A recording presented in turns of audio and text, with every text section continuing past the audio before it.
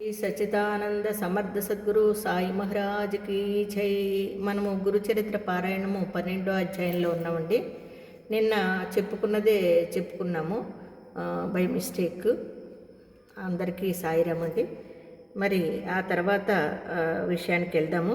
విషయ సుఖాలు వదలలేని వారికి నీవు చెప్పినట్లు గృహస్థాశ్రమం తరువాత సన్యసించడం అనే క్రమము తగి ఉన్నది. అంటే తల్లికి అంబిక అంటుంది కదా, అంటే నువ్వు గృహస్థుడివై బిడ్డలను కలిగి ఆ బిడ్డలు కలిగిన తర్వాత నువ్వు సన్యాసిస్తే బాగుంటుందని చెప్తుంది కదండి తల్లి.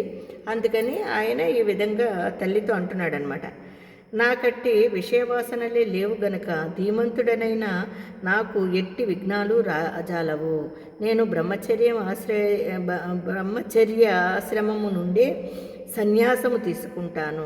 నన్ను ధ్యానిస్తుండు, సంసారాన్ని దాటగలవు అని యశోదకు బాలకృష్ణుడు చూపినట్లు తన దివ్య రూపాన్ని దర్శింపజేశాడు. ఆయన ప్రసాదించిన యోగదృష్టితో ఆమె ఆ మూర్తిని కన్నులారా దర్శించి ఇలా అన్నది: స్వామి, నీవు పుట్టుకలేనివాడవు.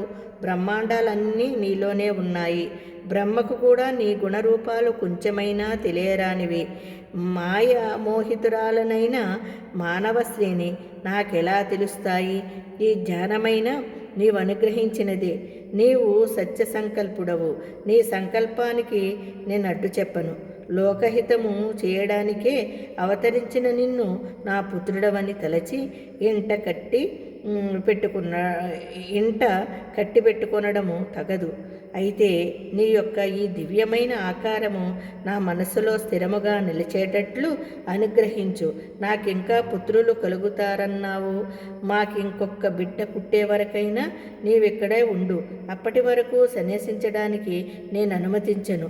నీవు నా మాటలు వినకుండా వెళ్ళిపోతే నేను మరణిస్తాను. నిన్ను విడిచి నేను బ్రతకలేను అని ప్రార్థించింది. అప్పుడు శ్రీహరి, అమ్మ, నీకొక సంవత్సరములోగా కవళ్ళు పుడతారు. అంతవరకు ఉంటాను, కానీ తర్వాత నా సంకల్పానికి అడ్డు చెప్పకూడదు అని ఆమె వద్ద మాట తీసుకున్నాడటండి శ్రీహరి. అతడు పరమేశ్వరుడన్న జ్ఞానముతో స్వామిని ఆ దంపతులు నిత్యము అర్చిస్తుండేవారు.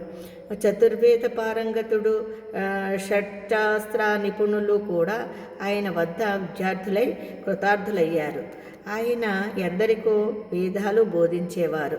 పామరులకు ఆయన ధర్మ సూక్ష్మాలు చెప్పేవారు. ఇలా సంవత్సరం గడిచేసరికి అంబకు 2 మగపిల్లలు పుట్టారు.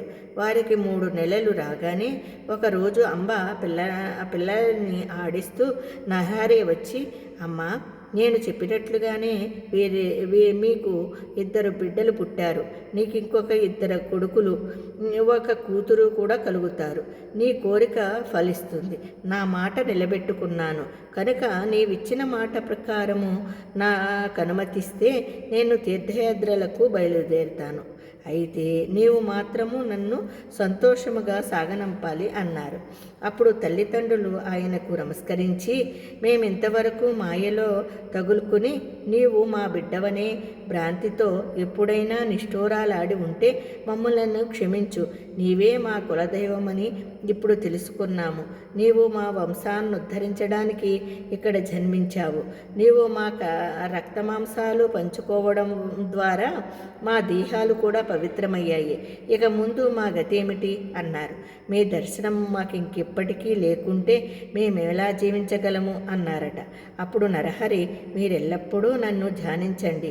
మీకిక జన్మ ఉండదు. అమ్మ, నీకు నన్ను చూడాలని ఉంటే నన్ను స్మరిస్తే తక్షణమే నీకు నా దర్శనం అవుతుంది.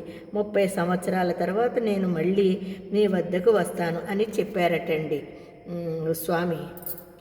మరి ఆ 30 సంవత్సరాల తర్వాత ఏం జరుగుతుందో అంతవరకు అందరికీ సాయిరామ్ అండి. జై గురుదత్త, శ్రీ గురుదత్త.